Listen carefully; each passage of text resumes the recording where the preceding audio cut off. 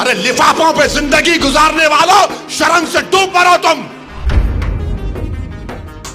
अरे तुमको कुरान करीम दिया ना हाथ में, अल्लाह का कलाम तुम्हारे हाथ में दिया, तुमको उसका भी लिहाज नहीं है और तुम दावा करते हो कौम का। बहुत बोल सकता हूं, याद रखो मेरी जबान को लगाम नहीं है, तुम्हारा घर से निकलना महाल कर दूंगा मैं यहां पे। याद रखो तुम लोग जो काम कर रहे हो ना, तुम महाराष्ट्र के मुसलमानों को ना सिर्फ कमजोर कर रहे हो बल्कि तुम उनकी आवाज का गला घोट रहे हो। अरे तुम इलेक्शन लड़ो, हम तुम्हारी तायीद करने को तैयार। कब तक तुम ये सियासत करोगे? कहां है वो लोग जो औरंगाबाद में बोले थे इम्तियाज जलील को वोट मत दो? उस समाजवादी पेंडेंट को तो बोले थे अरे चेहरा दिखाओ औरंगाबाद के अवाम के सामने तुम। अरे लिफाफों पे जिंदगी गुजारने वालों, शर्म से डूब मरो तुम। मेरे घर को आए थे, मेरे घर को आए थे हैदराबाद को, बगैर बोले मेरे घर को आए। मैं वक्फ के बिल की मीटिंग में जा रहा था, पलट मेरा गार्ड फोन करा के साहब इतने लोग आए, मिला। घर पे आए तो मैंने कहा कि मेरा घर इतना बड़ा नहीं है, आप लोग 20 लोगों को ले लीजिए। 20 लोगों को बिठाया, वो बात करे मैं बात करा, लेटर लिख के दिए इनको टिकट दो, मला मैं गौर करूंगा। फिर जाने से पहले मैंने अल्लाह के वली के अंग्रेजी कुरान का तर्जुमा जो तुर्की का छपा हुआ है उसकी 4 कॉपियां इन जिम्मेदारों को दिया कि आप मेरे घर को आए, ये अल्लाह के वली की कुरान का तर्जुमा है। एक एक के हाथ में दिया तो औरंगाबाद जाके बोले हम घर को गए थे, हमारे को चाय तक नहीं पिलाए। अरे आप पहले से बोल देते तो नान खलिया खिला देता मैं आपको। मेरे को नहीं मालूम था कि तुम मेरे घर को खाना खाने आ रहे। अरे तुमको कुरान करीम दिया ना हाथ में, अल्लाह का कलाम तुम्हारे हाथ में दिया, तुमको उसका भी लिहाज नहीं है और तुम दावा करते हो कौम का। बहुत बोल सकता हूं, याद रखो मेरी जबान को लगाम नहीं है, तुम्हारा घर से निकलना महाल कर दूंगा मैं यहां पे। मेरे भाई इमाम शाफई मुफ्ती साहब बैठे हुए, इमाम शाफई रहमतुल्लाह अलैह का जमाना है। एक दौलतमंद ने कहा कि अगर अल्लाह मेरे को बेटी देगा तो जब उसकी शादी करूंगा दीन और दुनिया की दौलत उसको दूंगा। जब बेटी की शादी का मौका आया उलमाए किराम के पास गया, उलमाए किराम ने कहा कि नहीं तू नहीं दे सकता, दीन और दुनिया की दौलत तो कैसे देगा, तेरी कसम गलत हो गई। इमाम शाफई के पास गए, इमाम शाफई बोले बहुत आसान है। इमाम शाफई रहमतुल्लाह अलैह ने कहा तेरी बेटी की शादी कब है? उसने कहा फला दिन है। बोले मैं आ रहा हूं, चला जा।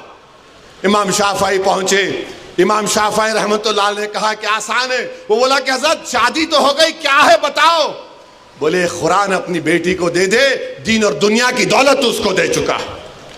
मैं उनको दिया, 4 कुरान दिया उनको और बोल के दिया कि आप मेरे घर को आए, मुझे पता नहीं है, मैं वकीलों की मीटिंग में जा रहा था, पलट कर आया आपके लिए, ये कुरान करीम का तोहफा आपको दे रहा हूं। अरे तुमको ओवैसी से मजलिस से नफरत है मगर कुरान करीम की तो अजमत का तुम लिहाज रख लेते। मैं ये बात इलेक्शन में बोल सकता था मगर खामोश बैठे रहा, मगर आज मजबूरन बोलना पड़ रहा है।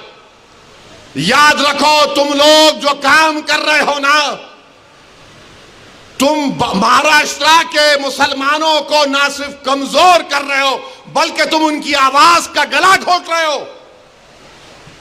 अरे तुम इलेक्शन लड़ो, हम तुम्हारी तायीद करने को तैयार। कब तक तुम ये सियासत करोगे? सियासत नहीं आता करना तो मत करो, दुआ करो या हिकमत अमली से इख्तियार करो। नहीं हमको सब चीज होना। देख लिए क्या हुआ, अब किधर है आप, किधर है नहीं मालूम। इलेक्शन आएगा, इनको वोट दो, उनको वोट दो। अरे आप लड़ो, आप नहीं लड़ सकते तो अपने दामाद को लाओ। चलो सर्वे क्यों किया जा रहा है? ज्ञानवापी मस्जिद में वजू खाने को सील हो गया। ज्ञानवापी मस्जिद के जुनूबी तरफ हमारे पास नहीं है, वक्फ की जायदाद नहीं है, वो क्या क्या करेंगे आप? और जब बाबरी मस्जिद का फैसला आया था मैं पुकार कर कह रहा था ये गलत फैसला है, इसके बाद बहुत सी चीजें खुलेंगे। तो मेरे खिलाफ ये वही लोग हैं जो आज इस असेंबली के इलेक्शन में इनको और दो उनको और दो ऐलान किए थे। वो लोग मुझे फोन करके बोले, आप ऐसा क्यों बोल रहे हैं, आप एम्यूनेशन दे रहे हैं बीजेपी को। मैंने कहा हजरत दामन बरकाता हूं, जजमेंट आप पढ़ो, ये जजमेंट तमाम चीजों को खोल देगा। मुझसे कहा कि आप खामोश हो जाओ, ओवैसी तुम मत बोलो। मैंने कहा मौत मेरे को खामोश कर सकती, जब तक अल्लाह जिंदा रखेगा मैं सच्चाई को बयान करूंगा और बयान करता रहूंगा। आज बोलो खामोश हो जाओ। मैं जब कह रहा था तो कोई बोल रहे हैं मत बोलो, इनको क्या है, ये भड़काऊ भाषण दे देते, इनको क्या है, इनको टीवी पे जाके बोलने का शौक है। आज क्या हुआ महाराष्ट्र के चुनाव में, क्या बीजेपी ने क्या कहा जा जाकर। आज हमारे पास करण जैसे, क्या नाम है,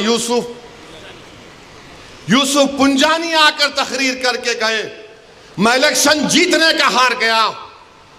उन्होंने कहा कि बीजेपी ने पूरे महाराष्ट्र में प्रचार कर दिया कि फतवा जीतेगा या भगवा जीतेगा। बताओ ये कौन है लोग। अरे आपको अगर इलेक्शन लड़ना है लड़ो, आगे बढ़ो, सिर्फ बैठकर ऐलान करने से नहीं होता, इलेक्शन लड़ो, मालूम होता आपको कैसे वोट हासिल करना पड़ता है। एक आलिम दीन मुफ्ती इस्माइल आपके सामने जो इलेक्शन लड़ रहा भी है, मिंबर रसूल पर आपको अच्छाई को बयान भी करता है और चुनाव भी लड़ता है। मगर यह क्या बात है कि इलेक्शन आएगा इनको वोट दो उनको वोट दो। अरे आप लड़ो, आप नहीं लड़ सकते तो अपने दामाद को लाओ, चलो लड़ो ना, क्यों नहीं रोकना। नहीं, हम इनको बोलेंगे उनको बोलेंगे। क्या हुआ, आपने बीजेपी को हैंडल दे दिया।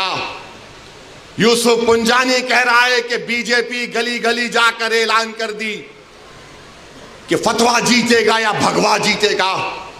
अरे जब सियासत नहीं आता करना तो मत करो, दुआ करो या हिकमत अमली से इख्तियार करो। नहीं, हमको सब चीज होना। देख लिए क्या हुआ, अब किधर है आप, किधर है नहीं मालूम।